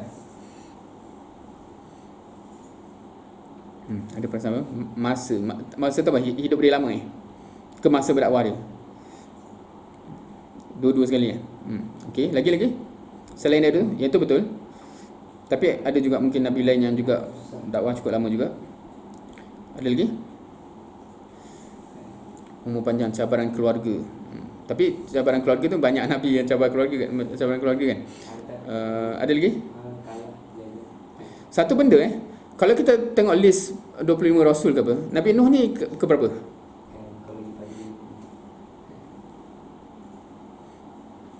Hafal ke? Adam, Idris, Nuh. Okey. So nombor 3 So sebenarnya Nabi Nuh ni quite interesting sebab dia lah first rasul yang ada umat yang ramai. Maksudnya Adam tu keluarga. So dia tak ada senior tau. Dia tak ada senior kalau kita nak cakap betul. Dia first time melalui pengalaman yang, sebab kalau Nabi Muhammad SAW, setiap kali pengalaman Allah cerita Nabi dulu kan, betul tak? Nabi Ibrahim, Nabi Musa, Nabi Isa pun Allah sentiasa persik Nabi terdahulu. Apa yang kamu lalui ini bukan pertama kali orang lalui benda ni. Nabi dahulu pun dah lalui cabaran tu dan dia jadi pengumbat dah. Oh bukanlah aku je yang buat benda ni kan. Tapi Nabi Nuh dia tak ada senior yang dia boleh tengok. So sebab tu dia cuba apa saja cara dia cuba So surah ni agak penting bagi kita kalau kita rasa macam tak ada pun sini yang pernah buat benda ni, aku tak tahu nak tengok contoh macam ni. Surah Nabi Nuh agak menarik dalam konteks macam cuba fikir sebaik mungkin apa yang dia mampu fikir, dia cuba buat dan dia merintih kepada Allah untuk bagi jalan So itu satu benda yang penguat yang besar lah kalau kita, sebab setengah kita mungkin akan masuk IPT yang tak ada senior tau. Itu real. Maksudnya setengah kita kalau masuk YA, datanglah YA, ramai senior ramai yang ikut usrah dan sebagainya. Tapi ada ramai orang juga yang pergi IPT yang memang tak ada senior kat situ dan dia kena belajar sendiri. Macam mana nak buat ni? So kisah macam Nabi Nuh dan semuanya penting untuk kita rasa macam jangan, itu bukan alasan. Macam cuba cari jalan. Nabi Nuh dia kata dia cuba macam-macam lah. Malam tak jadi, cuba siang tak jadi, cuba bisik-bisik, cuba insya-Allah. Itu satu contoh. So ibrah pada Nabi Muhammad SAW juga, kalau ada benda yang tak pernah dilalui orang, jangan risau, jalan, usaha. Satu lagi juga ialah bila dalam Isra Mi'raj Nabi diperlihatkan banyak anak. Ada rasul dulu, nabi dulu yang banyak pengikut, ada juga yang tak ada So dia jadi macam okey. So itu bukan isu sebab bukanlah nabi tu kenapa dia fail Tak, nabi tu tak fail. Nabi tu dah buat kerja dia to the best of ability. Cumanya Allah takdirkan tak ada pengikut. Nabi itu pula Allah takdirkan ada pengikut. So itu bukan isu Kita jangan compare kita dengan, contohnya kita bawa usrah jangan compare kita dengan nakib lain, siapa yang anak usrah jadi apa. Sebab kadang-kadang yang masuk tu pun dah kategori berbeza, kualiti berbeza. So itu rezeki dan sebagainya. Kita kena compare apa yang kita buat Maknanya kalau kita buat sama TikTok dengan dia, InsyaAllah tak apa Tapi kalau kita buat sambil lewa, itu yang kita kena muhasabah.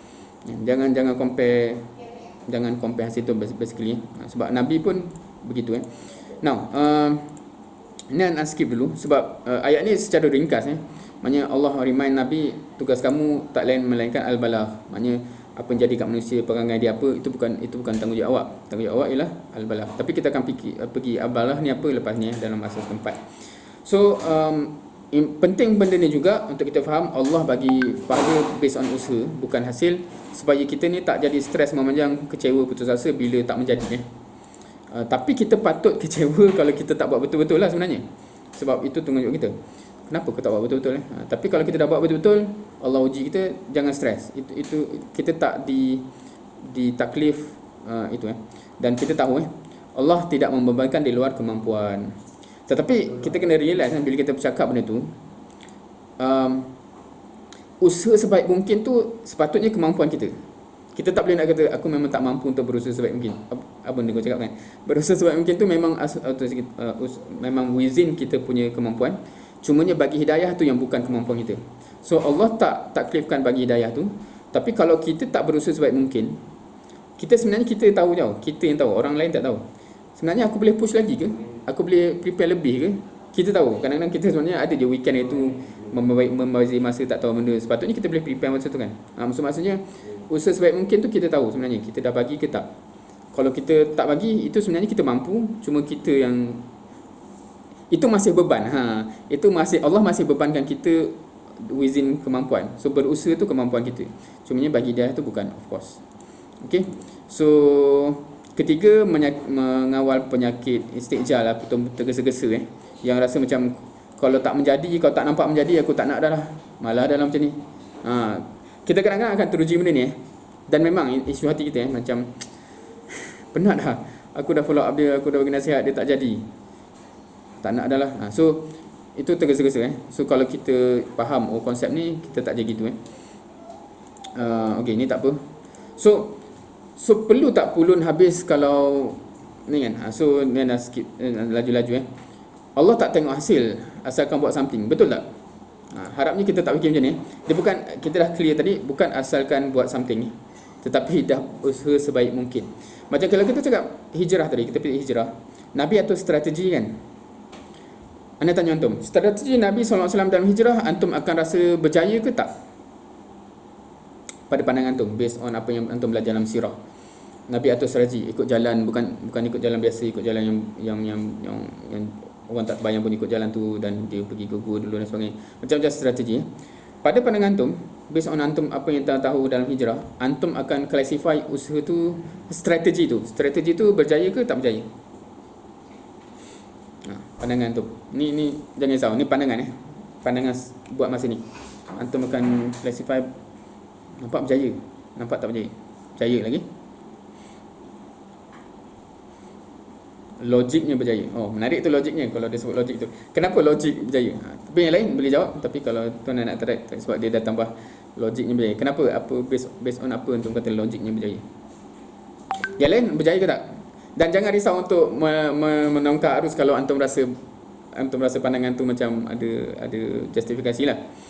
Ni perbincangan jangan risau betul salah. Ni part of perbincangan yang mengayakan kita punya kefahaman.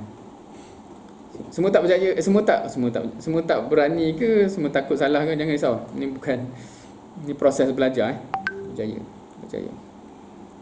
Sebab apa? Sebab hijrah tu sampai ke hujung Now, kita tiba kata based on apa yang anda tahu dalam apa yang berlaku sepanjang hijrah tu, anda kata tak berjaya, antum terkejut tak?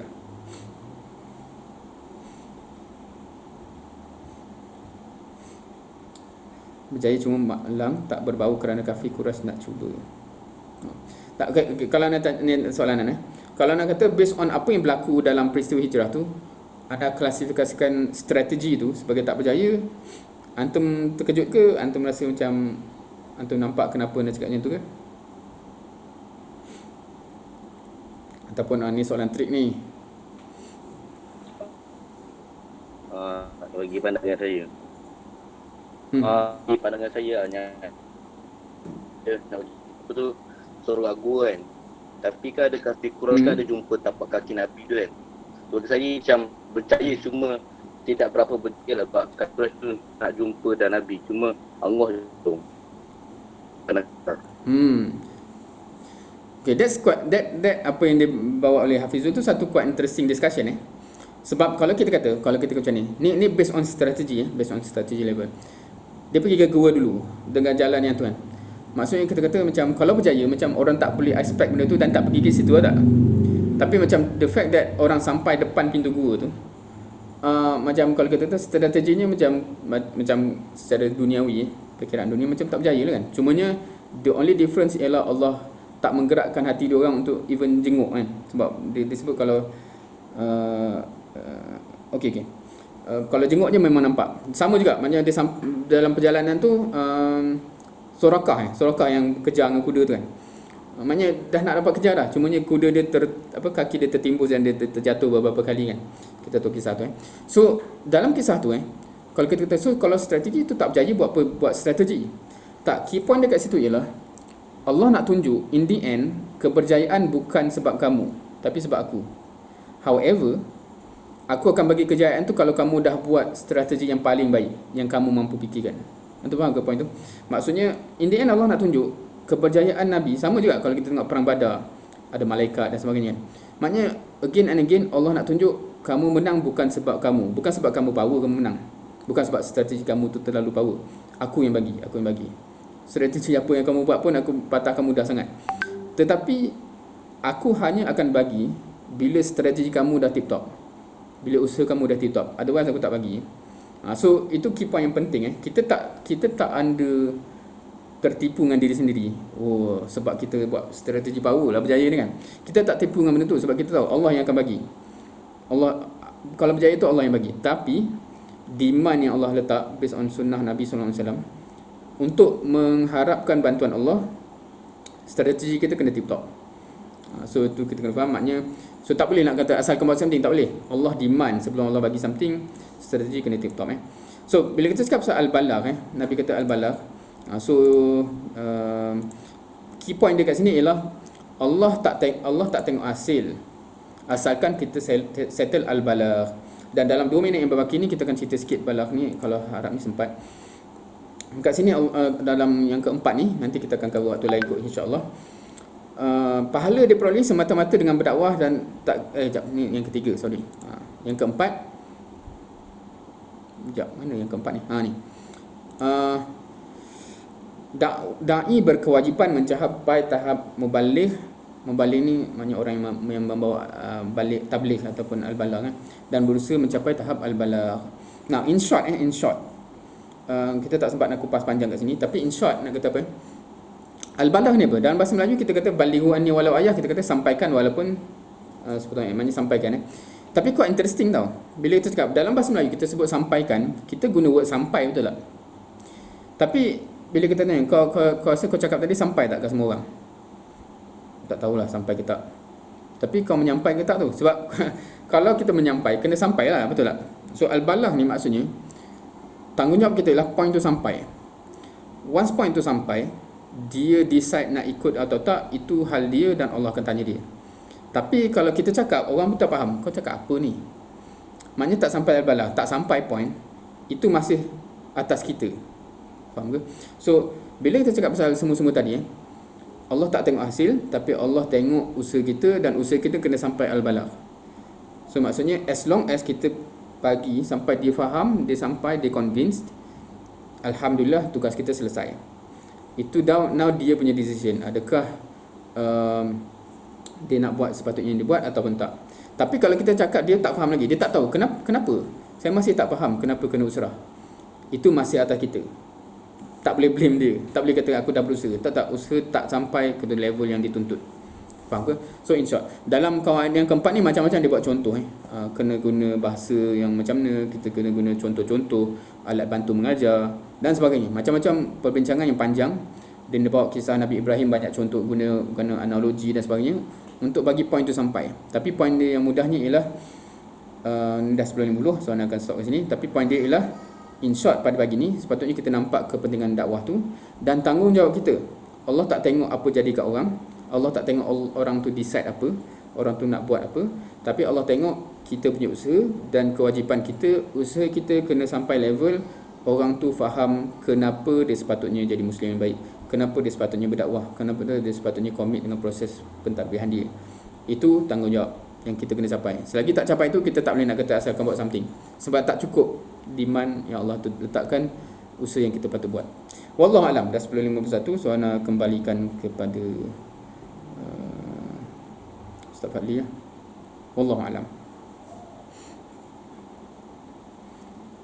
QA ni apa? Maknanya dibuka kepada soal jawab ke macam mana? So ana serahkanlah, ana pun tak sure flow ni. Alhamdulillah. Jazakallah khair Dr. Saif. So kita sama-sama lah pastikan yang last kali itulah kemuncaknya ialah macam mana kita sampai ke tahap al-balagh, menyampaikan yang terbaik. Alhamdulillah, tengok slide dari segi visualnya, auditorinya dan aktiviti-aktiviti merangkumlah dalam aspek penyampaian tu yang mungkin boleh kita contohilah. Nasronok melihat slide-slide tu jelas kan, kontra warna pun jelas.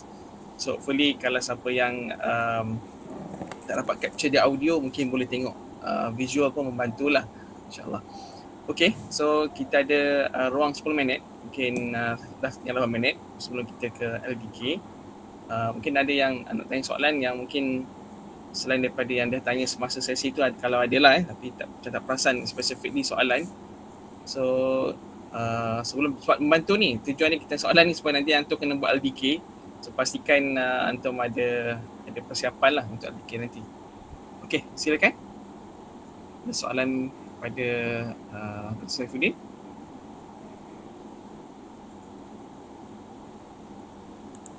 Jom kita challenge diri kita, create soalan, kawan.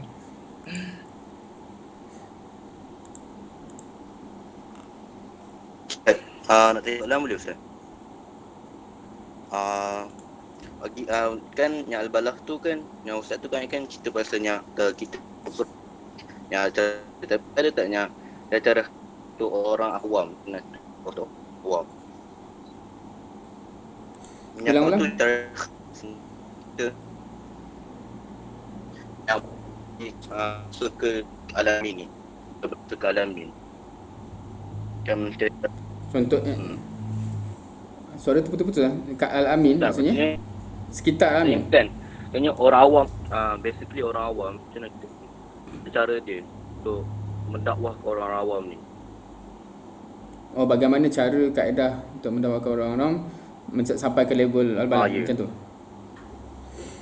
Okay, interesting. Oh, dalam ni pun ada soalan, boleh ke ulang masuk istijal. Okay.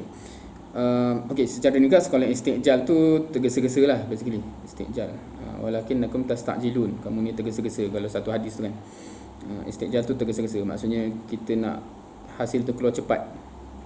Harapnya menjawab lah soalan dalam chat tu. Okay. Bila cakap pasal Al-Balagh Al-Balagh tu maksudnya sampai. Maksud sampai. Now, bila kita cakap pasal dakwah dalam juzuk ataupun kategori tertentu, obviously bila kita cakap pasal orang awam, okay, sebab kita sekarang ni konteks kita pun quite interesting. Biasa kita cakap pasal orang awam tu pun kita masih cakap pasal Muslim kan, anda rasa. So kalau Nabi SAW dia actually dakwah pada orang yang memang belum Islam pun lagi. Dalam konteks perjalanan perubahan seseorang, dia akan kita kena boleh pecahkan kepada fasa-fasa tertentu lah. Maksudnya kalau daripada zero, daripada belum Islam pun, dia akidah tu first. Maksudnya macam mana nak convince dia bahawa Allah tu pencipta dan Islam ni dari pencipta yang sebenar. Itu first akidah kan. So maksud capai Al-Balagh kat situ ialah kalau point tu semua dah clear, bukti-buktinya dah jelas, cuma tinggal dia pilih untuk beriman dengan benda yang dah jelas ataupun dia pilih untuk kufur. Sebab tu word kafir tu datang Kafir macam kita cakap kafarah tadi, menghapus So orang kafir ni kenapa masyarakat jahiliah Mekah tu disebut jahiliah, tapi lepas tu disebut kafir kan. Bila Nabi dah datang dia jadi kafir Quraisy, tapi sebelum tu jahiliah. Sebab jahiliah ni maknanya soalannya macam dia tak tahu kan, macam point kebenaran tu tak sampai. Tapi once kebenaran dah sampai, dia tak dapat nafikan kebenaran tu, tapi dia tutup, aku tak nak. Itu kafir. Kalau orang, sebab tu anak suka tanya, kat Malaysia ni antum rasa orang non-Muslim kita lebih ramai jahiliah ke lebih ramai kafir? Lebih ramai yang dah tahu Islam tu benar tapi dia reject, ataupun lebih ramai tak pernah orang buktikan pun Islam tu benar kat dia kan? So tu satu soalan kepada kita lah sebenarnya. Berapa ramai orang non-Muslim kat Malaysia ni yang tak pernah dia buktikan kebenaran Islam? So kita tak boleh nak blame dia. Well, Allah akan tanya kenapa tak mencari, tetapi tanggungjawab kita tak selesai. Now, itu first phase akidah.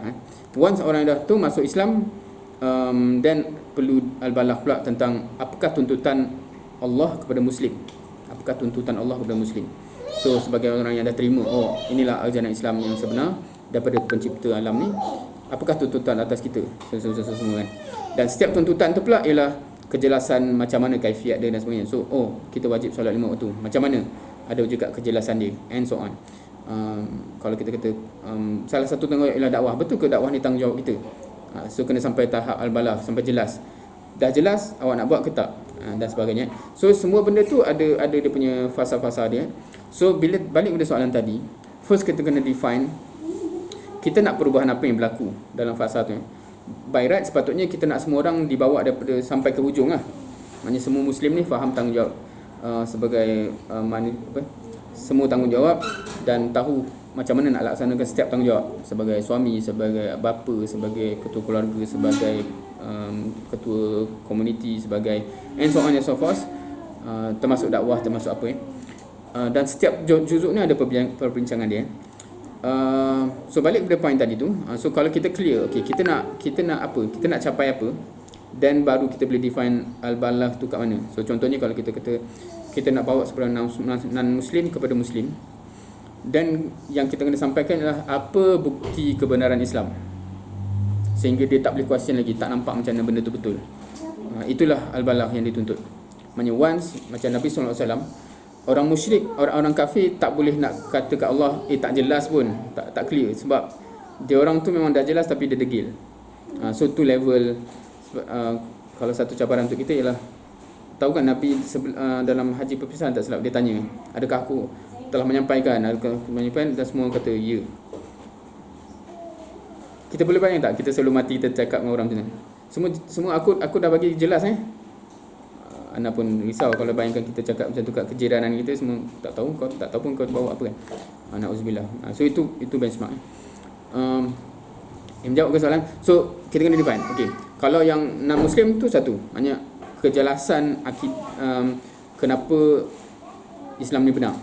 Lepas tu muslim yang daripada muslim yang kebanyakan muslim yang tidur, yang tak buat kerja, ataupun yang just solat puasa zakat haji.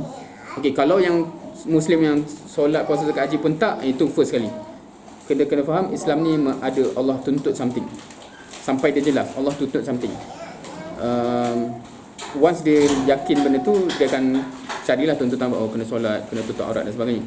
Satu lagi lepas tu pula, okey, kalau orang yang dah mengamal Islam yang basic, macam nak bagi jelas bahawa contohnya dalam konteks dia ada tanggungjawab kepada society dalam konteks dakwah dan sebagainya. So yang tu pula ada juga kejelasan dia. Faham ke? So bila cakap al-balagh ni, dia konsep umum bahawa point tu sampai, kejelasan tu sampai dan difahami. So sebelum tu kita kena define apakah perubahan yang kita tengah bawa. So kalau kita cakap pasal sesama kita dengan alam ini, anak assume daripada muslim yang baik kepada muslim yang berperanan. Maknanya aku ada peranan, aku kena berdakwah, aku kena membaiki orang. So al-balagh tu maksudnya sampai dia yakin dan dia tak dapat nafikan Allah memang demand tanggungjawab ni. Tengoklah ayat Quran, tengok hadis apa ni, memang ini demand. Ni bukan aku create suka-suka nak susahkan awak, ini daripada Allah. Kalau dengan umat Islam yang umum, kita kena tengok dia di mana. Setengah orang yang macam dia tak menutup aurat lagi, dia tak ni, kita kena bawa balik jap. Okey, awak faham tak Islam ni apa? Dan Islam ni ada tuntutan. Bila kita kata submission, Islam tu tunduk dan patuh, maksudnya tunduk dan patuh lah. Maknanya ada something yang Allah kata yang perlu dipatuhi. Apakah benda tu? Kalau dia faham, ada, yakin. Bukan Islam ni just lahir Islam, mati Islam macam tu, tapi ada tuntutan. Dan kita kena jawab, okey, tuntutan yang awak missing sekarang, betul ke ada tuntutan berpakaian? Ada ke? Apa buktinya? So kena clear. And so on so forth lah. So kita kena clear kita nak cuba target apa. Kalau dia dah muslim yang baik cuma tak berperanan, macam mana fahamkan, yakinkan dia peranan ni tuntutan juga. Wallahu alam. Itu kalau kita cakap dalam konteks apakah al-balagh yang diperlukan dalam setiap kategori itulah. Rasanya tu soalan ke macam mana? Kalau macam mana tu lagi interesting lah, panjang lah cerita macam mana tu. How to convince, apakah dalilnya, apakah approachnya. Itu pembincangan panjang yang rasanya part of LDK lah. Yang nanti kan macam mana nak bagi dia orang tu convince, apa ceritanya, apa dalilnya, apa ayatnya dan sebagainya. Boleh nampak usaha Nabi memujuk Abu Talib untuk masuk Islam. Point sampai dah difahami tapi still dia tak masuk Islam. Boleh ke gitu? Boleh nampak usaha Nabi pujuk Abu Talib untuk masuk Islam. Okey. Ni nak katanya al-balagh tu maksudnya memang Abu Talib tu dah, maknanya dia dah tak boleh deny, dia dah tak boleh nafikan apa yang disampaikan tu. Cumanya in the end kerana faktor-faktor tertentu, sama ada dia segan kepada orang pembesar lain ke apa, menyebabkan dia reluctant kan. Betul lah, maknanya dari segi usaha kita betul, that's the benchmark lah. Maksudnya depan Allah, maknanya kalau kita kata benchmark ujung depan Allah dia tak ada alasan yang boleh blame kita balik. Kalau kita nak cakap macam ni, kalau ada orang yang boleh kata tapi dia cerita tu confusing lah, aku tak faham langsung, aku tak nampak kenapa Islam tu betul, dia cerita memang tak clear. So itu masih kena kat kita lah, na'udzubillah. So kalau soalan Nurlida ni begitu maksudnya point dia, kita kena sampai macam orang tak boleh argue kita yang tak menyampaikan dengan clear. Wallahu alam. Okay, insyaAllah. Jazakallah khair. Anda nampak dia macam proses jugalah. Dia bukan setakat macam hari ni kita boleh capai tahap al-balagh kan. Maksudnya satu, ini hari ni adalah proses kita untuk berusaha untuk memastikan kita ni ada kesedaran dan ada poin-poin penting lah yang sampai kalau kawan yang keempat ni pun kita dah nampak lah dia punya macam mana indahnya disusunkan poin-poin tu supaya kita bukan setakat kita je yang rasa nak sampaikan, kita juga kena dapatkan feedback audience juga, feedback orang lain kan. Macam contoh yang saya sebut pasal pengalaman membawa usaha tu kan, apa anak usrah yang komen kan. Maksudnya kita kena tanyalah maklum balas dan membuka ruang sekarang ni kan kita open kepada anak usrah untuk maklum balas dan seterusnya lah. Ada sekitar 13 soalan sebenarnya dalam pre-recorded ada forward kepada Dr. Saifuddin, tapi rasa tak sempat kita nak go through. InsyaAllah mungkin ada ruang-ruang lain kita akan siri kedua pula ke untuk kawaid yang kelima dan seterusnya. Kita mungkin akan kupas lah secara one by one insyaAllah.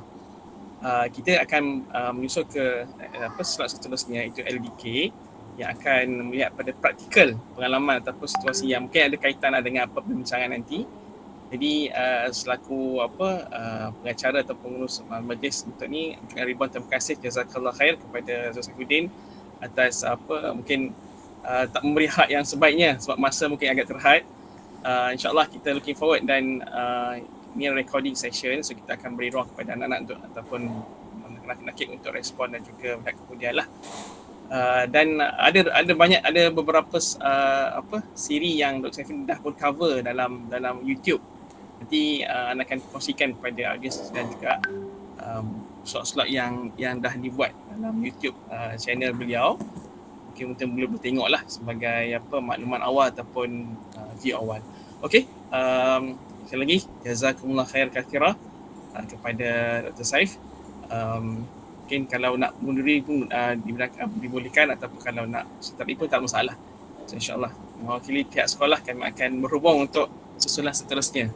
Dr. Saif bersiaran langsung daripada mana Dr. Saif? Dari Gombak. Ni rumah ni, corak-corak ni dinding rumah. Okey, insyaAllah digunakan.